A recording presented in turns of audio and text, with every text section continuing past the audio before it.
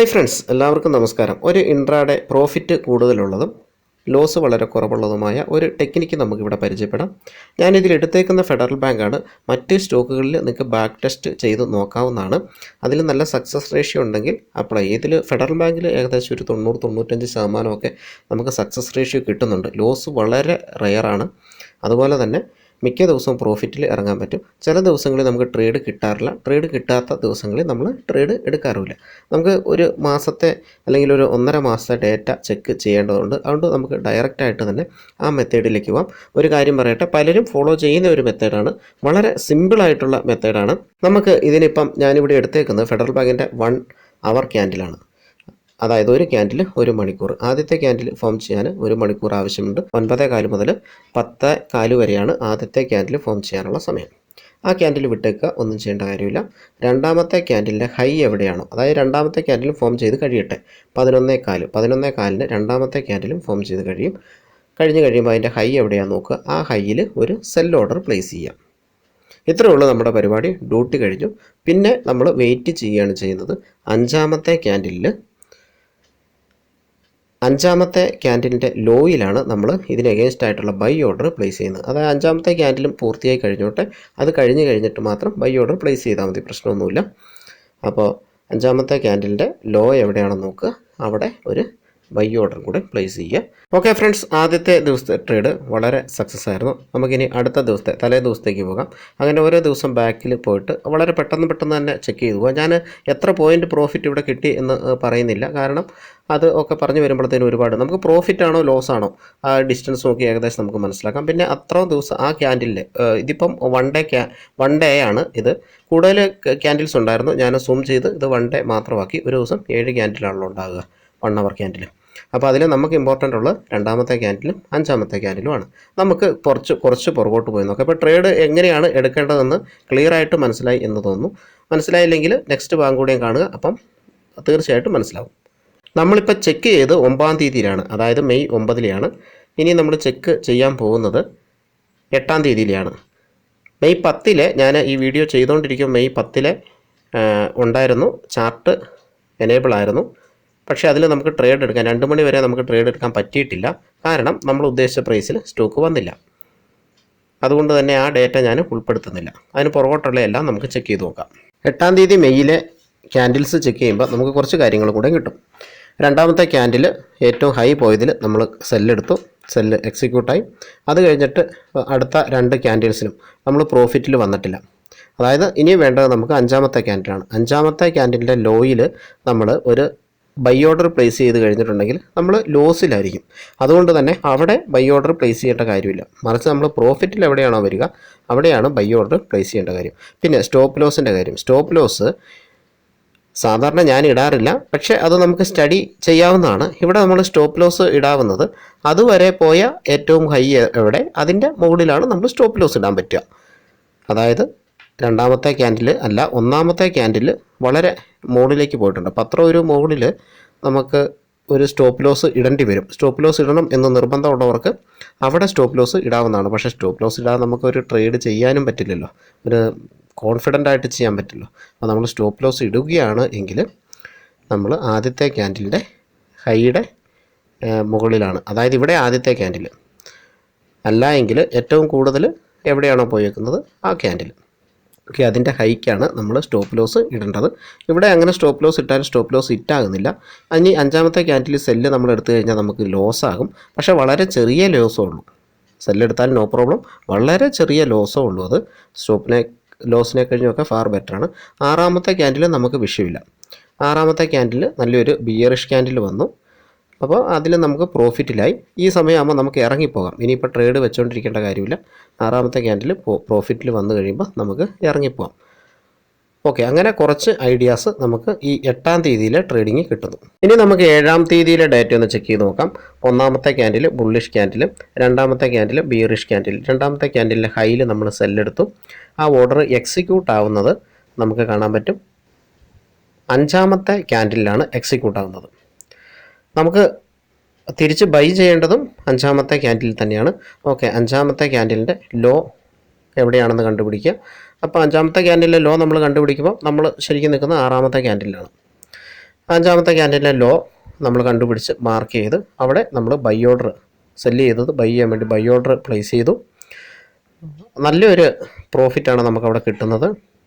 അതിലും ക്യാൻഡിൽസ് നന്നായിട്ട് ഇറങ്ങിപ്പോകുന്നുണ്ട്. ആറാമത്തെ ക്യാൻഡിൽ നന്നായിട്ട് ഇറങ്ങിപ്പോകുന്നുണ്ട്. പക്ഷേ നമുക്ക് നമ്മുടെ ഒരു റൂൾ ഇങ്ങനെ ആയതുകൊണ്ട് നമുക്കിവിടെ എക്സിറ്റ് ചെയ്യാം. ഓക്കെ, നോക്കിയിരുന്ന് ലക്കിന് പ്രോഫിറ്റ് കിട്ടിയാൽ, കൂടുതൽ പ്രോഫിറ്റ് കിട്ടിയാൽ അതും എടുക്കാം. പിന്നെ ഇതിൻ്റെ സ്റ്റോപ്പ് ലോസിൻ്റെ കാര്യം, ഒന്നാമത്തെ ക്യാൻഡിലിൻ്റെ ഹൈ അതാണ് സ്റ്റോപ്പ് ലോസ് ഇവിടെ ഈ ഒരു കേസിൽ സെറ്റ് ചെയ്യേണ്ടത്.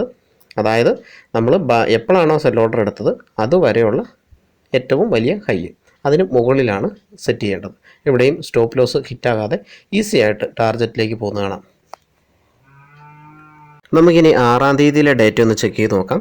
6-ാം തീയതിയിൽ 1 അവർ ക്യാൻഡിലിലെ രണ്ടാമത്തെ ക്യാൻഡിലിൻ്റെ ഹൈയിൽ നമ്മൾ സെല്ല് കൊടുത്തു. അത് കൊടുത്തു കഴിഞ്ഞാൽ നമുക്ക് കാണാൻ പറ്റും മൂന്നാമത്തെ ക്യാൻഡിൽ നല്ല രീതിയിൽ മുകളിലേക്ക് പോകുന്നതായിട്ട് കാണാൻ പറ്റും. ക്ലോസ് ചെയ്ത് താഴേക്ക് വന്നിട്ട് തന്നെയാണ്, എന്നാലും മൂന്നാമത്തെ ക്യാൻഡിൽ നല്ല രീതിയിൽ മുകളിലേക്ക് പോയിട്ടുണ്ട്. നമ്മളൊരു സ്റ്റോപ്പ് ലോസ് കൊടുക്കുകയാണെങ്കിൽ എവിടെയാണ് കൊടുക്കുക? ഒന്നാമത്തെ ക്യാൻഡിലിൻ്റെ ഹൈക്ക് മുകളിലാണ് കൊടുക്കുക. തീർച്ചയായിട്ടും അവിടെ സ്റ്റോപ്പ് ലോസ് കൊടുത്താൽ സ്റ്റോപ്പ് ലോസ് ഹിറ്റാകും. വേറെ എവിടെയും നമുക്ക് സ്റ്റോപ്പ് ലോസ് ബ്ലാങ്ക് ആയിട്ട് കൊടുക്കാനുള്ള നിവൃത്തിയില്ല. അതുകൊണ്ടാണ് ഞാൻ സ്റ്റോപ്പ് ലോസ് കൊടുക്കാതെ ഈ ഫെഡറൽ ബാങ്കിൻ്റെ ട്രേഡ് ചെയ്യുന്നത്. ഈ ഒരു സ്റ്റോക്ക് അങ്ങനെ അങ്ങോട്ട് കയറി പോകുമോ, അങ്ങനെ അങ്ങ് ഇടിഞ്ഞു പോകുമോ ഒന്നും കാണാറില്ല. ഒരു ചെറിയ മൂവ്മെൻറ്റേ ഉണ്ടാകാറുള്ളൂ ഈ ഒരു സ്റ്റോക്കിന്. നോർമലി നന്നായിട്ട് നോക്കി ട്രേഡ് ചെയ്യുന്നവർക്ക് സ്റ്റോപ്പ് ലോസ് കൊടുത്തില്ലെങ്കിലും കുഴപ്പമില്ല. കാരണം സ്റ്റോപ്പ് ലോസ് ഹണ്ടിങ്ങും കാര്യങ്ങളൊക്കെ ഉണ്ടാകാം. സ്റ്റോപ്പ് ലോസ് ഹണ്ടിങ്ങിൻ്റെ വീഡിയോ ചെയ്തത് ശ്രദ്ധിക്കുക. ഓക്കെ, ഇനി സ്റ്റോപ്പ് ലോസ് കൊടുക്കണ്ട എന്നുള്ളതിൽ പലർക്കും എതിരഭിപ്രായം ഉണ്ടാകാം. ഉറപ്പാണ്, അത് ഉറപ്പായിട്ടും അങ്ങനെ ഉണ്ടാവാം. ഞാൻ ചെയ്തത് എന്താണോ അത് മാത്രമേ പറഞ്ഞിട്ടുള്ളൂ. ഞാൻ ചെയ്യുന്നത് എന്താണോ അത് മാത്രമേ പറഞ്ഞിട്ടുള്ളൂ. സ്റ്റോപ്പ് ലോസ് കൊടുക്കരുത് എന്ന് ഉറപ്പിച്ച് പറഞ്ഞിട്ടില്ല. കാരണം ഒരു ട്രേഡ് ആകുമ്പോൾ അതിൽ സ്റ്റോപ്പ് ലോസും ടാർജറ്റും ഉണ്ടാകും. കാരണം നമ്മുടെ ഈ ട്രേഡിന് ടാർജറ്റും ഇല്ല, സ്റ്റോപ്പ് ലോസും ഇല്ല. ട്രേഡ് എടുത്ത് കഴിഞ്ഞിട്ടാണ് നമ്മൾ ഈ കാര്യങ്ങളെല്ലാം ഡിസൈഡ് ചെയ്യുന്നത്. അത് കഴിഞ്ഞിട്ട് വരുന്ന ക്യാൻഡിൽസ് നോക്കിയിട്ടാണ് ഈ സെല്ലിൻ്റെ ബൈയും അതുപോലെ തന്നെ സ്റ്റോപ്പ് ലോസ് വേണമെങ്കിൽ അത് നമ്മൾ ഫിക്സ് ചെയ്യുന്നത്. എന്തായാലും ബാക്കിയുള്ള ദിവസങ്ങളിലും കൂടെ അനലൈസ് ചെയ്യുമ്പോൾ നമുക്കൊരു ഐഡിയ കിട്ടും. ഓക്കെ, അപ്പോൾ നമ്മൾ രണ്ടാമത്തെ ക്യാൻഡിൽ, മൂന്നാമത്തെ ക്യാൻഡിൽ, നാലാമത്തെ ക്യാൻഡിൽ, അഞ്ചാമത്തെ ക്യാൻഡിലിൻ്റെ ലോ അതൊരു 100 രൂപയാണ്. ശരിക്കും പറഞ്ഞാൽ രണ്ടാമത്തെ ക്യാൻഡിലിൻ്റെ ലോയും ഈ 100 രൂപ തന്നെയാണ്. നമ്മൾ ഹൈയിലാണ് ട്രേഡ് എടുത്തേക്കുന്നത്. ആറാമത്തെ ക്യാൻഡിലിൽ നമ്മുടെ ടാർജറ്റ് അച്ചീവ് ചെയ്തതായിട്ട് നമുക്ക് കാണാൻ പറ്റും. ശരിക്കും പറഞ്ഞാൽ 101 നമ്മൾ സെല്ല് ചെയ്ത പ്രൈസ്. നമ്മളത് പ്രോഫിറ്റ് ബുക്ക് ചെയ്തത് 100 രൂപയിലാണ്. അതായത് 1% ഓക്കെ, 101 100 ഏകദേശം അത് 1% തന്നെയുണ്ട്. ഇൻട്രാഡേയിലൊക്കെ 1% പ്രോഫിറ്റ് കിട്ടുക എന്ന് പറഞ്ഞാൽ വളരെ വലിയ കാര്യമാണ്. പല പ്രാവശ്യം നമുക്ക് ഇതിൽ കൂടുതലും, ചിലതിൽ 0.5% ഒക്കെ കിട്ടാറുള്ളൂ, അങ്ങനെ കിട്ടാറുമുണ്ട്. അടുത്തത് 3-ാം തീയതിയാണ്, മെയ് 3-ാം തീയതി. അതിൽ നമ്മൾ പെട്ടെന്ന് അങ്ങ് പറഞ്ഞു പോകാം. റെഡ് ലൈന് സെല്ല് ചെയ്ത പ്രൈസ്, ബ്ലൂ ലൈന് ബൈ ചെയ്ത പ്രൈസ്. അതായത് രണ്ടാമത്തെ ക്യാൻഡിൻ്റെ ഹൈയിൽ സെല്ല് ചെയ്തു. പിന്നെ നമുക്ക് അത് മുകളിലേക്ക് പോകുന്നതായിട്ടാണ് കാണാൻ പറ്റുക. സ്റ്റോപ്പ് ലോസ് ഇടാനാണെങ്കിൽ നേരത്തെ ക്രിയേറ്റ് ചെയ്ത ഹൈ ഒന്നുമില്ല. നമ്മൾ സെല്ല് ചെയ്ത സ്ഥലത്ത് തന്നെയാണ് ഹൈ ഉള്ളത്. നേരത്തെ ക്രിയേറ്റ് ചെയ്ത ഹൈ ഒന്നും ഇല്ലാത്തതുകൊണ്ട് തലേ ദിവസത്തെ സപ്പോർട്ടും റെസിസ്റ്റൻസും നോക്കിയിട്ട് വേണം സ്റ്റോപ്പ് ലോസ് ഇടാൻ. അപ്പോൾ സ്റ്റോപ്പ് ലോസ് ഇട്ടില്ല എന്ന് വിചാരിക്കുക. അങ്ങനെയാണെങ്കിൽ അഞ്ചാമത്തെ ക്യാൻഡിൻ്റെ ലോ അവിടെയാണല്ലോ നമുക്ക് തിരിച്ച് ബൈ ചെയ്യേണ്ടത്. അഞ്ചാമത്തെ ക്യാൻഡിൻ്റെ ലോയാണ് ഞാൻ ബ്ലൂ കളറിൽ വരച്ചിരിക്കുന്നത്. ഏകദേശം ഒരേ പ്രൈസാണ്. സെല്ല് ചെയ്യാത്ത പ്രൈസും ബൈ ചെയ്യാൻ പോകുന്ന പ്രൈസും ഏകദേശം ഒരേ പ്രൈസാണ്. അഞ്ചാമത്തെ ക്യാൻഡിൽ ലോയിൽ നമ്മളവിടെ ബൈ ഓർഡർ ഇട്ടിട്ടുണ്ടെങ്കിൽ അത് തീർച്ചയായിട്ടും ആറാമത്തെ ക്യാൻഡിൽ എക്സിക്യൂട്ട് ആവും. നമുക്കവിടെ കോസ്റ്റ് എക്സിറ്റ് ആയി എന്ന് വിചാരിക്കാം. കാരണം നമ്മുടെ റൂൾസ് എല്ലാം അനുസരിച്ചിട്ട് അവിടെ കോസ്റ്റാണ് എക്സിറ്റ്. അല്ല എങ്കിൽ നമുക്കവിടെ ലോസ് വരും. ഓക്കെ, ഇനി ഇത് ലോസ് ആയി എന്ന് തന്നെ കരുതിയാലും കുഴപ്പമില്ല. നമുക്ക് നെക്സ്റ്റ് ഡേയിലേക്ക് പോവാം.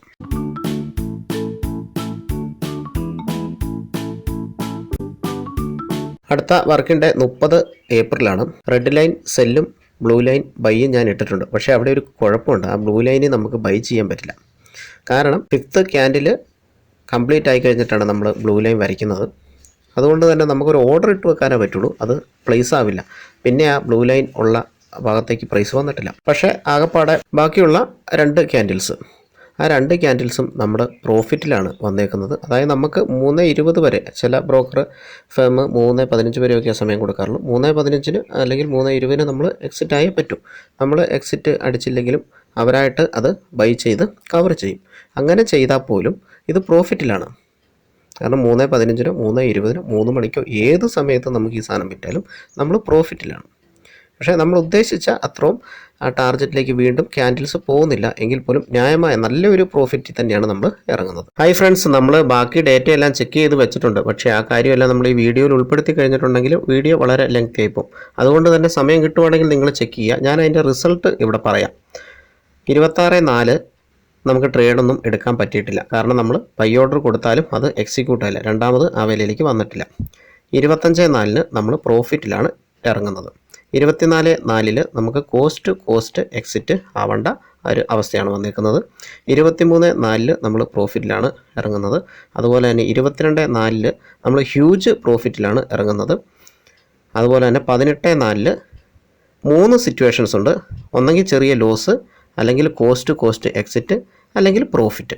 ഇതിൽ ഏതിൽ വേണമെങ്കിലും നമുക്ക് ഇറങ്ങാം. അതായത് ബിഗ് ലോസ് അല്ല അവിടെ വരുന്ന, സ്മോൾ ലോസിൽ. അതായത് ഇത്ര 3 എണ്ണത്തിന് ചാൻസ് ഉണ്ട്. നമ്മൾ എങ്ങനെ ഇറങ്ങുന്നു എന്നുള്ളത് നമ്മളെ കാര്യങ്ങൾ ആശ്രയിച്ചിരിക്കും.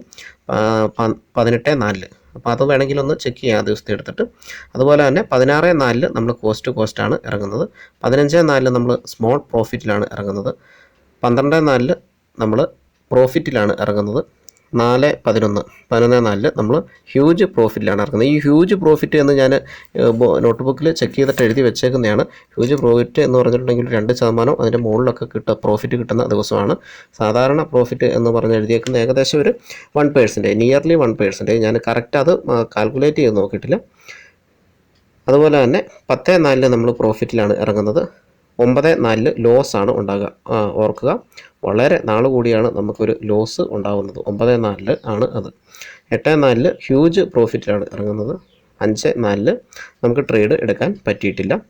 4/4 നമ്മൾ പ്രോഫിറ്റിലാണ് ഇറങ്ങുന്നത്. അതുപോലെ തന്നെ 3/4 നമുക്ക് ട്രേഡ് എടുക്കാൻ പറ്റിയിട്ടില്ല.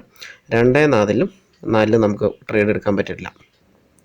പിന്നെ 1/4 1/4 trade profit if you take trade എന്നാണ് എഴുതിയേക്കുന്നത്.